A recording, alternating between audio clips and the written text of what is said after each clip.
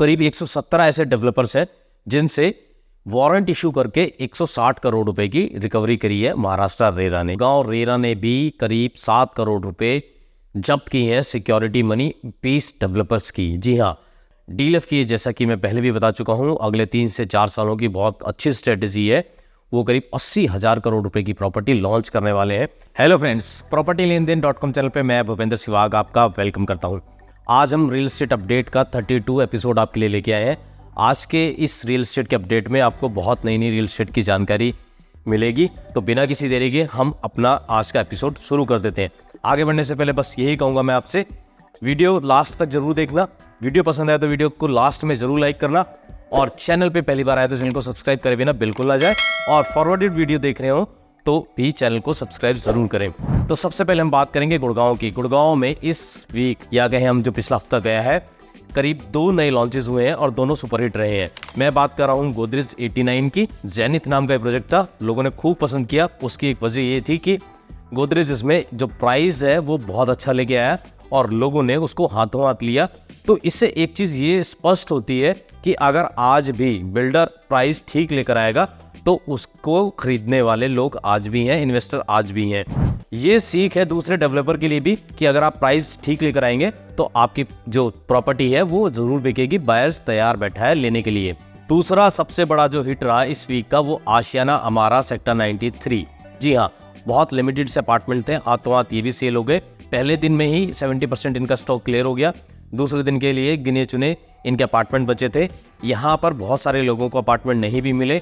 क्या वजह रही, क्या वजह नहीं रही, उन सब पे हम चर्चा कर सकते हैं। अगर आप चाहते हैं हम उस पर अलग से वीडियो बनाएं तो नीचे कमेंट में आशियाना अमारा 93 लिखे, हम जरूर उस पर बात करेंगे।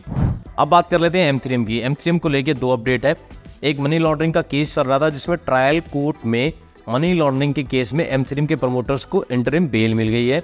दूसरा एक और केस है, ईडी से जुड़ा हुआ है। ईडी ने M3M ग्रुप की जो कंपनीज है और जो दूसरे डेवलपर्स हैं उनकी करीब 124.5 करोड़ रुपए की प्रॉपर्टी को अटैच किया है। मनी लॉन्ड्रिंग का केस बताया जाता है। इसमें गुड़गांव और फरीदाबाद में 400 एकड़ जो लैंड है इस ग्रुप की और इस ग्रुप से जुड़ी कंपनीज की, उसको भी अटैच किया हुआ है। अब हम चलते हैं अपनी अगली अपडेट पे। पिछले कुछ महीनों में जितने भी प्रोजेक्ट लॉन्च हुए हैं उन प्रोजेक्ट्स में एक कॉमन चीज़ देखने को मिली है, वो मैं आपके साथ शेयर करना चाहता हूँ। वो कॉमन चीज़ ये है कि ज़्यादातर प्रोजेक्ट में जो छोटे साइज़ होते हैं 2 BHK, 3 BHK, 3.5 BHK, वो पहले दूसरे तीसरे दिन या जल्दी सोल्ड हो जाते हैं। बाद में बिल्डर के पास बड़े साइजेस रह जाते हैं। 4 BHK या उससे ऊपर कोई बड़ा 4.5 BHK हो या फिर पेंट हाउस हो, ये स्टॉक क्लियर नहीं हो पाता है बिल्डर का। आपको इसकी क्या वजह लगती है? टिकट साइज़ बड़ा है या इसके बायर कम है? मुझे तो ये 2 चीज़ें लगती हैं इसमें, कि टिकट साइज़ बड़ा है, इन्वेस्टमेंट बड़ी है, और इसके जो बायर्स हैं उनकी संख्या कम है। इस वजह से ये जो बड़े साइजेस के अपार्टमेंट है वो रह जाते हैं, बिकने से धीरे धीरे वो सेल होते हैं। आपको क्या वजह लगती है इसकी? आपसे भी मैं जानना चाहता हूँ, क्योंकि आप भी बहुत समझदार हैं सारे लोग, आपको रियल एस्टेट की बहुत अच्छी समझ है। तो नीचे कमेंट में ज़रूर बताइए आपको क्या वजह लगती है इसकी। अब हम अपनी अगली अपडेट की तरफ बढ़ लेते हैं। SPR रोड पर आपको आने वाले दिनों में एक बहुत अच्छा नेशनल लेवल का इंस्टीट्यूट देखने को मिलेगा। इस इंस्टीट्यूट का नाम है Indian institute of art and design. Sector 69 में ये आ रहा है और सेक्टर 69 SPR पर पड़ता है, और इसके आसपास अपॉर्चुनिटी भी है रियल एस्टेट में इन्वेस्टमेंट करने की। कमर्शियल रियल एस्टेट में इन्वेस्ट करने की अपॉर्चुनिटी इसके पास है। ये जो इंस्टीट्यूट है करीब 5 एकड़ में बनेगा, और यहाँ पर मुझे लगता है ना केवल दिल्ली NCR बल्कि मुझे लगता है देश के अलग अलग हिस्सों से बच्चे यहाँ पढ़ने आएंगे, फैकल्टीज़ भी होंगी। तो उसके आसपास काफ़ी अच्छी अपॉर्चुनिटी है कमर्शियल प्रॉपर्टी की। अगर आप उसमें इंटरेस्ट रखते हैं तो स्क्रीन पे नंबर है, आप हमसे कांटेक्ट कर सकते हैं। अब मैं बात करूंगा एक और डेवलपर की। उसके लिमिटेड से अपार्टमेंट आए, उसने बहुत शोर मचाया, सबके ने उसके लिए मार्केटिंग के काम किया, और जब लास्ट में अलॉटमेंट का टाइम आया तो बहुत ही कम लोगों को ऐसे अपार्टमेंट उनको अलॉट हुए, जिससे लोगों में काफ़ी नेगेटिविटी है। मेरा तो सिर्फ यही कहना है कि ऐसे डेवलपर्स को पहले ही क्लियर कर देना चाहिए कि हम लिमिटेड अपार्टमेंट लेके आ रहे हैं और हम सबको नहीं दे पाएंगे, जिससे ना तो जो बायर्स है उनको परेशानी उठानी पड़े और जो चैनल पार्टनर है उनको परेशानी ना उठानी पड़े। ऐसी सिचुएशन में जो विन विन रहता है वो रहता है डेवलपर, उसके पास बाढ़ लग जाती है चेक्स की, अपनी मर्जी से अलॉटमेंट करता है, और बायर्स और जो ब्रोकर्स या चैनल पार्टनर है उनको मायूसी हाथ लगती है। मेरा तो सिर्फ इतना ही कहना है, लेवल प्लेइंग फील्ड मिलना चाहिए सबको, कि सबको बराबर वहाँ पे मौका मिले। अदरवाइज ऐसे बिल्डर को हम अवॉइड भी कर सकते हैं। ये कौन सा बिल्डर है? अगर आप इसका नाम जानते हैं तो नीचे कमेंट में ज़रूर बताइएगा।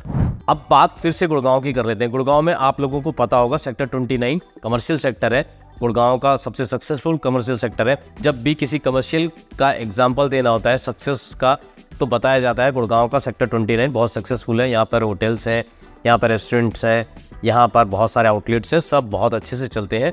तो बाकी जगह पे कमर्शियल कुछ बेचना होता है तो इसका एग्जांपल दिया जाता है। ये करीब 480 एकड़ में पूरा का पूरा सेक्टर फैला हुआ है। यहाँ पर 100 एकड़ में अभी डेवलपमेंट हुई है। HSPP यहाँ पर 100 एकड़ का और डेवलप करना जा रहा है इस एरिया को। यहाँ का जो इंफ्रास्ट्रक्चर है उसको अपग्रेड करने की तैयारी की जा रही है। रोड्स नए बनाए जाएंगे, FOB नए बनाए जाएंगे, ड्रेनेज सिस्टम नया बनाया जाएगा और एक सेंट्रल बिजनेस डिस्ट्रिक्ट के तौर पे 100 एकड़ में यहाँ पर डेवलपमेंट की जाएगी। तो ये किस तरह की डेवलपमेंट होगी या आम पब्लिक के लिए क्या वो ई ऑप्शन होगा, जिस तरह की भी जो अपडेट होगी हम आपको उसकी अपडेट ज़रूर देंगे। तो आप हमसे जुड़े रह सकते हैं। फ्यूचर में सेक्टर 29 में अगर कुछ अपॉर्चुनिटी आती है तो हम आपके साथ शेयर करेंगे, इसलिए चैनल को फटाफट सब्सक्राइब कर लीजिए। अपडेट आपसे छूटेगी नहीं, आपको अपडेट टाइम पे मिल जाएगी। अब कुछ डेटा पे बात कर लेते हैं। 2024 के फर्स्ट क्वार्टर में जितने भी लॉन्चेस हुए हैं, ऑलमोस्ट टॉप 8 सिटीज़ की अगर हम बात करें, 69,000 अपार्टमेंट लॉन्च हुए हैं, जिसमें 34% जो अपार्टमेंट है वो हाई एंड लग्जरी और अल्ट्रा लग्जरी है। जी हाँ, मतलब जो डोमिनेंस है वो अल्ट्रा लग्जरी का अभी भी चल रहा है 2024 में। अगर हम इसको कंपेयर करें 2023 के फर्स्ट क्वार्टर से, तो 81,000 अपार्टमेंट उसमें लॉन्च हुए थे फर्स्ट क्वार्टर में। इस बार 69,000 के करीब ये अपार्टमेंट लॉन्च हुए हैं। तो पिछली बार की तुलना में इस बार 15% जो न्यू लॉन्चेस हैं वो डाउन है 2024 में। ये डेटा था। इस डेटा में और भी बहुत सारी चीज़ें हो सकती हैं, उस पर हम अलग से बात कर सकते हैं। अब हम बात करते हैं एक और अपडेट की। जो भी नए लॉन्चेस आते हैं, आपको पता है जो उससे पहले लॉन्च होते हैं उससे उनका प्राइस ज़्यादा होता है। जो नया लॉन्चेस आता है और फिर भी वो प्रोजेक्ट बिक जाते हैं, उसके लिए कहा जाता है कि पेमेंट प्लान बहुत अच्छा है, 5 साल में पैसे देने हैं। लेकिन जो इन्वेस्टर होता है वो अपना सही से माइंड अप्लाई करता है और उसको समझ में आता है कि उसको न्यू लॉन्चेस में जाना है या उसको अंडर कंस्ट्रक्शन प्रॉपर्टी देखनी है। तो मैं आपको एक नई अपडेट देने जा रहा हूँ। इन्वेस्टर ने अपनी स्ट्रेटेजी चेंज कर दी है। वो कहाँ पर प्रॉपर्टी बाय कर रहे हैं और किस तरह की प्रॉपर्टी बाय कर रहे हैं, अगर आप वो जानना चाहते हैं तो उसके लिए मैं अलग से आपके लिए वीडियो बना दूंगा। आपको करना क्या होगा, आपको सिर्फ नीचे कमेंट में इन्वेस्टर्स लिखना होगा, तो मेरे पास आपका फीडबैक आ जाएगा। ज़्यादा से ज़्यादा भर भर के आप इन्वेस्टर लिखिए, ताकि मैं एक शानदार वीडियो आपके लिए लेके आऊँ और आपको बताऊँ कि इन्वेस्टर ने कैसे अपनी स्ट्रेटेजी चेंज कर दी है और वो कहाँ पर इन्वेस्ट कर रहे हैं। वो रेडी टू मूव में कर रहे हैं, अंडर कंस्ट्रक्शन में कर रहे हैं, या फिर वो किस सिटीज़ में कर रहे हैं, या न्यू लॉन्चेस में कर रहे हैं। न्यू लॉन्चेस में कर रहे हैं तो किस तरह कर रहे हैं। तो आपका मेरे को इंतजार रहेगा। आपके जितने फीडबैक आएंगे, जितने कमेंट आएंगे, उसके अकॉर्डिंग मैं आपके लिए इस पर एक अलग से वीडियो लेकर आ जाऊँगा। अब हम बढ़ लेते हैं अपनी अगली अपडेट पर। अगली अपडेट है महाराष्ट्र से। जी हाँ, महाराष्ट्र रेरा ने अलग अलग प्रोजेक्ट से करीब 160 करोड़ रुपए की रिकवरी की है। यानी बायर्स ने उनमें इन्वेस्टमेंट की थी, बायर्स को टाइम पे प्रॉपर्टी नहीं मिली या दूसरे तरीके की कई दिक्कतें आई, तो करीब 117 ऐसे डेवलपर्स हैं जिनसे वारंट इशू करके 160 करोड़ रुपए की रिकवरी करी है महाराष्ट्र रेरा ने। ये अपने आप में रिकॉर्ड है। लेकिन ऐसा भी नहीं है कि सारे के सारे लोगों को उनके पैसे मिल गए हैं। बहुत सारे ऐसे लोग हैं जिन्हें कई साल हो गए हैं बट उनके पैसे अभी वापस नहीं आए हैं। अब बात कर लेते हैं गुड़गांव रेरा की। गुड़गांव रेरा ने भी करीब 7 करोड़ रुपए जब्त की है सिक्योरिटी मनी 20 डेवलपर्स की। जी हाँ, जब नया रेरा दिया जाता है किसी भी डेवलपर को उसके प्रोजेक्ट के लिए, तो कुछ कंडीशंस के साथ दिया जाता है। बहुत सारे कंप्लायंसेस पूरे करने पड़ते हैं, लेकिन करीब 20 डेवलपर ऐसे हैं जिन्होंने अपने ये कंप्लायंसेस पूरे नहीं किए। तो रेरा ने एक्शन लेते हुए उनके करीब 7 करोड़ रुपए जब्त कर लिए हैं, वो सिक्योरिटी मनी। तो रेरा अच्छा काम कर रहा है, काफ़ी एक्टिव हो गया है। पहले हम खबरें सुनते थे सिर्फ महाराष्ट्र रेरा ही एक्शन ले रहा है, अब हमारा गुड़गांव का रेरा भी फॉर्म में है। पंचकुला का रेरा भी काफ़ी अच्छा काम कर रहा है। आप गुड़गांव के रेरा और पंचकुला के रेरा को क्या रेटिंग देंगे, कितने नंबर देंगे, कमेंट में ज़रूर बताइएगा। अब बात कर लेते हैं डीएलएफ की। जी हाँ, डीएलएफ 600 करोड़ रुपए रेज करने जा रहा है नॉन कन्वर्टेबल डिबेंचर्स से। जी हाँ, ये 600 करोड़ रुपए वो रेज करके जो उसका एग्जिस्टिंग डेब्ट है, एग्जिस्टिंग जो उसके डेट्स है, जो इसके फाइनेंसेस हैं, उसको रिस्ट्रक्चरिंग करेगा। और डीएलएफ की, जैसा कि मैं पहले भी बता चुका हूँ, अगले 3 से 4 सालों की बहुत अच्छी स्ट्रेटजी है। वो करीब 80,000 करोड़ रुपए की प्रॉपर्टी लॉन्च करने वाले हैं, जिसमें गुड़गांव है शामिल, जिसमें पंचकुला है, जिसमें गोवा है, चेन्नई है। गुड़गांव में तो साउथ करवाना इनका एक आया था, एक और प्रोजेक्ट इनका उसी के पास आ रहा है। उसके बारे में अगर जानना चाहते हैं तो आप हमसे कांटेक्ट कर सकते हैं। तो आज की रियल एस्टेट की अपडेट बस इतना ही थी। कैसी लगी आपको ये रियल एस्टेट की अपडेट हमें ज़रूर बताइएगा। और चलने से पहले मैं सिर्फ आपसे यही गुजारिश करूंगा, चैनल पे पहली बार आए हैं, फॉरवर्डेड वीडियो देख रहे हैं, चैनल को सब्सक्राइब जरूर करें, वीडियो को लाइक जरूर करें। मैं फिर मिलूंगा आपसे एक नई वीडियो में नए टॉपिक के साथ। तब तक के लिए थैंक यू दोस्तों।